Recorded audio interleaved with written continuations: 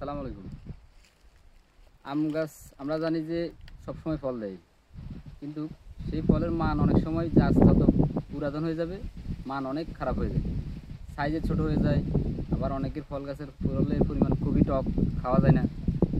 তো এরকম একটা বড় গাছকে আমরা কীভাবে কী করবো, এটাকে চেঞ্জ করা খুবই সহজ পদ্ধতি আছে, যাটাকে পরিভাষায় টপ ওয়ার্কিং বলে। আর সেটা করার জন্য মূলত কিছু পদ্ধতি অবলম্বন করতে হয়। আমরা একটু এই গাছটার দিকে তাকাই।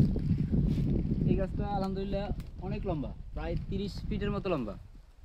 তো একটা 30 ফিট গাছে যদি আপনি টপ ওয়ার্কিং করতে যান, উপরে অবশ্যই ঝুঁকি আছে। তো আমরা ঝুঁকি নেওয়ার কোনো কারণ নাই। আমরা এই গাছটাকে হার্ড প্রুনিং করে দেবো।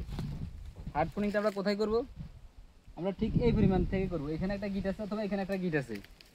আমরা ইচ্ছা করলে এই গিটের এখান থেকে একটু তেরসাভাবে কাটতে পারি, আবার ইচ্ছা করলে এই গিটের এখান থেকে একটু তেরসাভাবে কাটতে পারি। তো আপনারা এরকম একটা গাছ বা আরও মোটা গাছও হইতে পারে, কোনো সমস্যা নাই। এমন মোটা হলেও কোনো সমস্যা নাই। সেটাকে আপনি ঠিক 4 থেকে 5 ফিটের মধ্যে একটু এভাবে তেরসা করে কেটে দিবেন। তাহলে এই সময় হলো কাটার একদম উপযুক্ত সময়। গাছ থেকে অল্প কয়েকদিন পরে নতুনভাবে কুশি বের হয়ে যাবে, চতুর্পাশে কুশি বের হয়ে যাবে।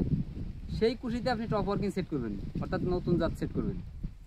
তাহলে আপনার গাছটা যেহেতু মোটা, সে প্রচুর পরিমাণে নিউট্রিশন দিতে পারবে এবং ফলগুলা খুব দ্রুত বড় হবে এবং গাছ অনেক দ্রুত বড় হবে। তো ধন্যবাদ, আশা করি কিছুটা হলেও ধারণা দিতে পারছি। আসসালামু আলাইকুম।